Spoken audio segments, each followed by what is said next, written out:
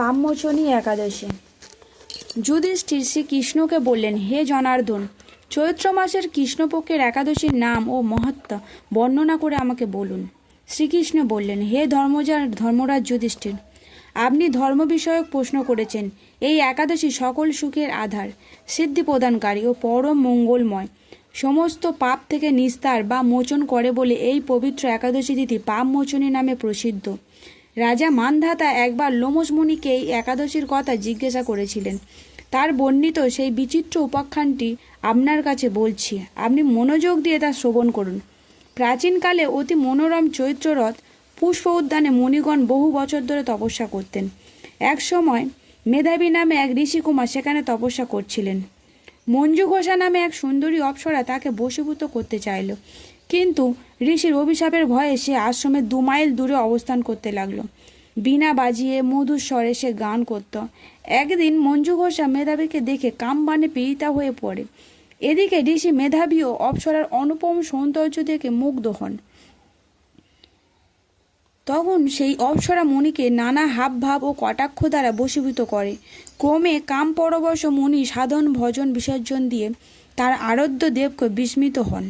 এইভাবে অপ্সরার সাথে কামক্রিয়ায় মুনির বহু বছর অতিক্রান্ত হলো। মুনিকে আচার ভ্রষ্ট দেখে সেই অপ্সরা দেবলোকে ফিরে যেতে মনস্থ করল।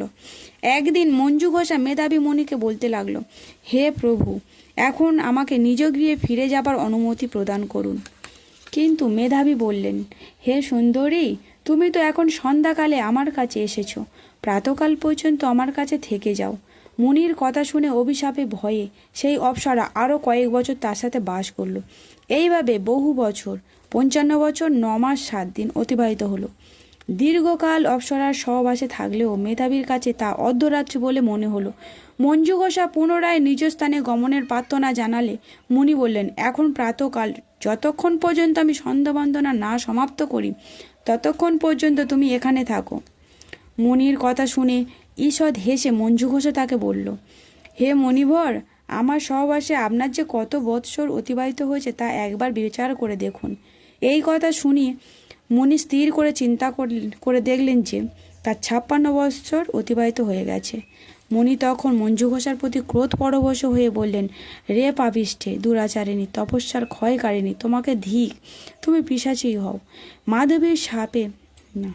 মেধাবীর সাপে অপ্সরার শরীর বিরূপ প্রাপ্ত হলো। তখন সে অবনত মস্তকে মুনির কাছে সাপ মোচনের উপায় জিজ্ঞাসা করল।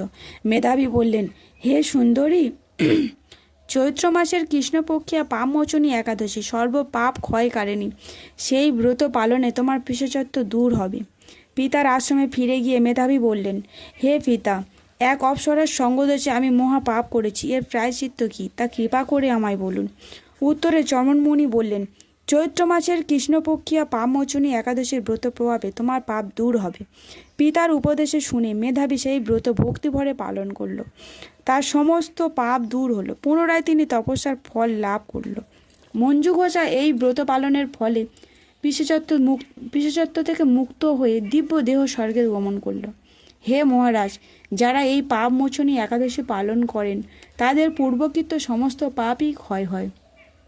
এই ব্রতকথা পাঠ ও শ্রবণে সহস্র প্রদানের ফল লাভ হয়।